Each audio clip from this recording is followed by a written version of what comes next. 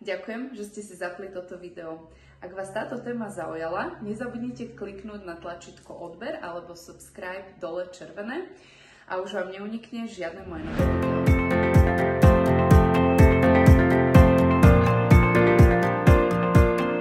Ahojte milé mamičky, možno aj oteckovia. Dnes by som sa chcela venovať téme prvej menštruácie u dievčatiek. Myslím si, že táto téma je veľmi dôležitá, ale nielen pre dcery, ale aj pre synov. O nej komunikovať otvorene, aby z nej nemali strach a nejaké obavy. Chcela by som vám predstaviť takú jednu pomôcku, ktorá sa volá teda Sada Menarche, ktorá je zabalená v takéto krásnej krabici, ktorú som nedávno dostala z e-shopu Sovik.sk, píše sa Sovik.sk. Pôvodne ju teda vymysleli túto sadu dievčatá z Čiech, Pikle.cz, ale bola len v češtine a oni sa teda rozhodli cez tento slovenský e-shop distribuovať aj na Slovensko. Je preložený do slovenčiny, čo je skvelé, takže dievčatka si môžu krásne prečítať v slovenčine. Ja si teda myslím, že naozaj je dôležité sa o tomto rozprávať aj s dievčatkami, aj s chlapcami už úplne od začiatku. Ja som sa teda neskrývala na záchode, nezamkyňala som, takže videli, ako to u mňa prebieha od začiatku. Rozprávali sme sa teda s nimi na ich úrovni. Hej, dcera má teraz 4 roky, syn má 2 roky. Chlapci sú väčšinou takí, že ich zaujíma viac tá technická stránka, ale tiež sa pýtal teda, že či ma to nebolí. A dievčatka tiež teda, že ako to prebieha, či ma to bolí a či to teda bude mať aj ona, kedy a tak ďalej. No, ja som sa tejto téme začala venovať, alebo som ju tak trošku načrtla, keď som ukazovala v storkách túto knižku, ktorá podľa mňa není až napísaná z môjho názoru, tak ako by som si ja predstavila, že chcem tú prvú menštruáciu predstaviť dievčatkám, preto som sa teda pýtala v storkách ostatné mamičky, teda akú literatúru alebo akým štýlom to dievčatkám vysvetľujú, a vtedy sa ku mne dostala vlastne aj táto krabička, ktorá je podľa mňa úplne skvelo vymyslená. Nechcela by som, aby moja dcera mala z toho nejaký pocit, že je to fuj hnusné, že to bolí, že keď zašpiní teda obliečky, tak sa nahnevám, alebo také niečo. A z tej knižky som bohužiaľ taký pocit mala. Trošku viac sa mi páči, ako je všeobecne o ceste na svet a o bábetkách, teda ako prichádzajú, páči táto kniha. O prvej menštruácii sú tam ale spomenuté len teda 2 stránky, tam sú spomenuté aj iné témy. Ale tiež mi tu chýba teda tie také, povedala by som, že moderné pomôcky, a to sú teda kališok a menštruačné nohavičky. To je vlastne spomenutá len vložka, kališok a tampon. Takže veľmi ma potešilo, že existuje dnes na trhu už takéto niečo, tak by som vám to chcela v tomto videu v krátkosti predstaviť. Dievčatkám si myslím, že by sa to dalo, ja som to ešte mojej dcere teda neukazovala, ale keď tak budeme tušiť, že to má prísť, alebo neviem, myslím si, že keď už budú také možno trochu staršie, alebo minimálne budú vedieť čítať, tak im to predstaviť. Takže v krabici sa nachádza niekoľko takýchto ako keby obáločiek. Je ich tu 9, hej, kde je popísané rôzne teda pomôcky, ktoré sa môžu používať na menštruáciu. A ešte sú tu teda aj nejaké také darčeky, hej, tak to by som vám chcela teraz ukázať. Takže prvé je tu písané o slobodnej voľnej menštruácii, čo teda predpokladám, že možno, že ešte niektorí vôbec o tom nepočuli, ja som o tom tiež len pár rokov dozadu počula. Je tam teda napísané výhody, nevýhody. Je to teda menštruácia, kedy žena nepoužíva žiadne pomôcky, dokáže teda menštruačnú krv zadržať a potom ako keby vypustiť do vecka. Myslím si, že je to veľmi zaujímavé, pretože povedať už najmenším dievčatkám, pretože keď o tom vedia, tak si to vedia ako keby natrénovať úplne od mala, kedy tie svaly majú ešte také funkčnejšie než my, čo už možno starší, a je to pre nás už ako keby také zložitejšie, lebo sme na to neboli zvyknutí, takže určite o tomto sa budeme rozprávať aj viac. Vždycky sú tu napísané teda výhody, nevýhody. Tuto keď vidím nezávislosť na menštruačných pomôckach sú výhody. Nevýhody vyžaduje tréning a sústredenie. Tak ďalšia vec, teda ďalšia obalka, ktorá tu je menštruačný kalíšok. Tiež tu teda, keď si to otvorí sama, nechcem to všetko otvárať, napísané výhody, nevýhody, nakreslené. Táto tu teda není priložená konkrétne.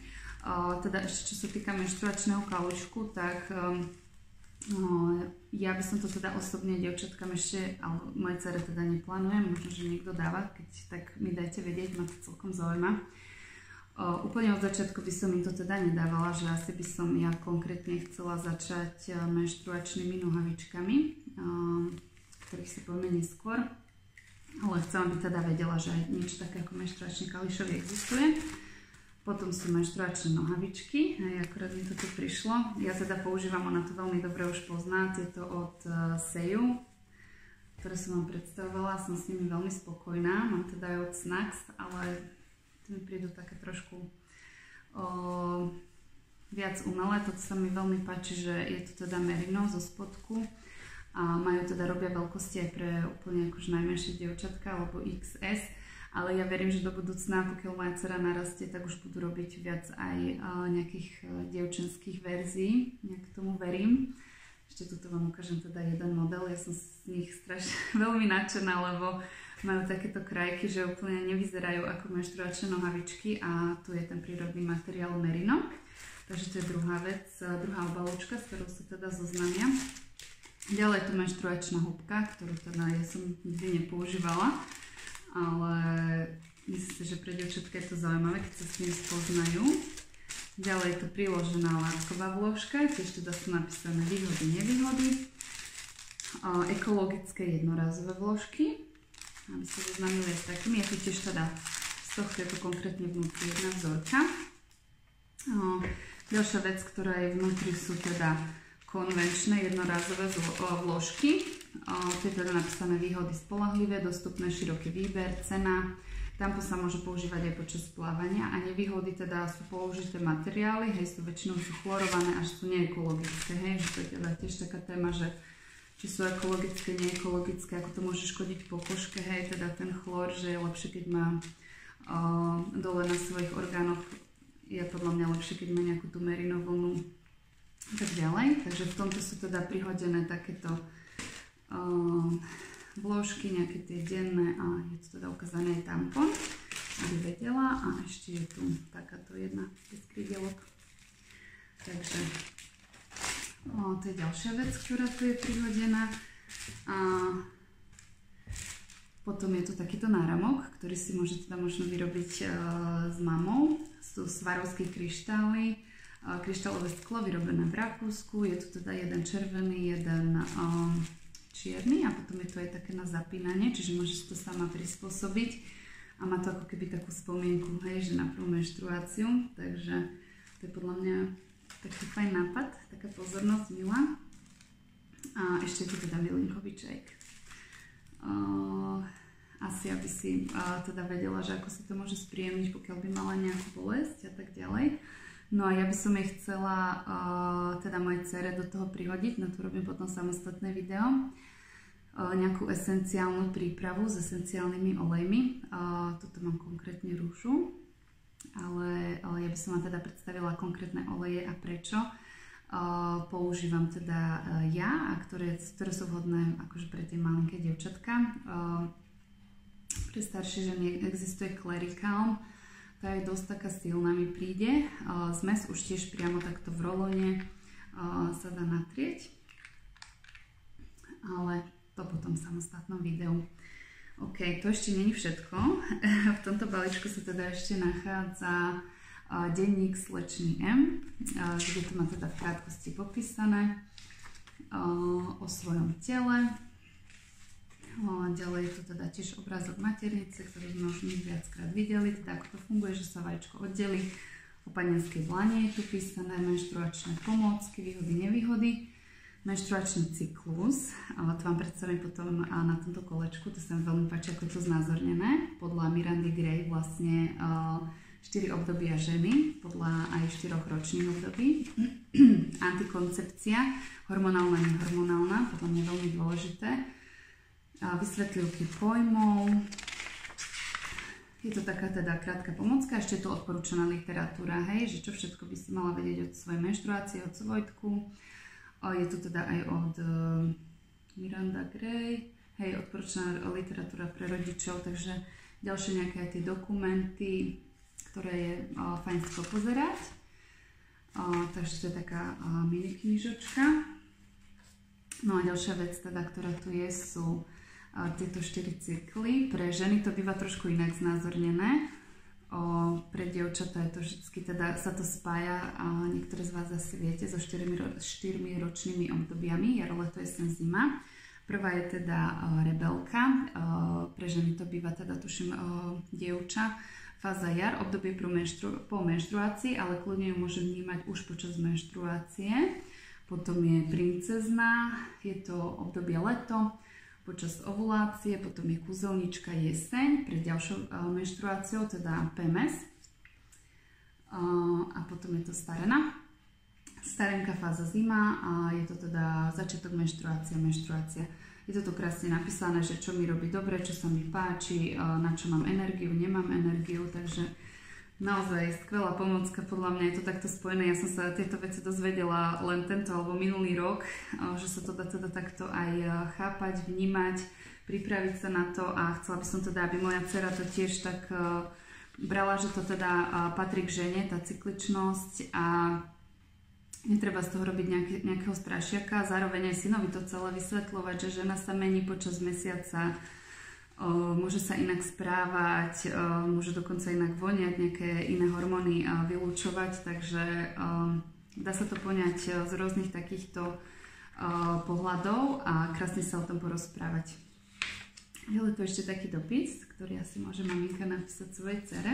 A ešte takto vrecko. No, takže to tak v krátkosti. Ja by som ešte chcela na túto tému urobiť jednu liveku. Pretože si myslím, že je to naozaj veľmi dôležité, aby sa z toho nerobilo niečo fuj, niečo škaredé, niečo, čo sa musíme skrývať, alebo chodiť ako, neviem, možno, že si vy tiež pamätáte maminky zo svojho detstva alebo zo svojej puberty, ako sme sa na škole skôr schovávali, hanbili, tak by som si prijala, aby to pre naše deti a pre túto novú generáciu bolo niečo úplne prirodzené, aby to brali skôr ako tú svoju výhodu, hej, lebo muži sú skôr, ako by som to povedala, taký horizontálny, že nemajú, horizontálny, vertikálny, teraz som sa pomýlila, nemajú vlastne tú cykličnosť, ale nevedia to pochopiť, hej, ale môžu sa to naučiť, dá sa kúpiť, tuším, aj taká nejaká magnetka na ladničku, kde sa dá vlastne označiť, že v ktorej fáze sa žena nachádza, aby to aj tí muži vedeli pochopiť, respektíve synovia, prečo sa niekedy maminka alebo sestra správa tak a tak. A teda myslím si, že toto je skvelá pomôcka, ktorá môže dievčatám objasniť mnoho nejasností, môžu sa na to pripraviť, zoznámiť, porozprávať. Viem, že toto niektoré babky kupovali teda pre vnúčky, takže určite, ak vás to zaujalo, tak môžete sa pripraviť na to spolu s vašou dcerou, aj vy. Tak vám prajem krásny deň a čoskoro sa vidíme.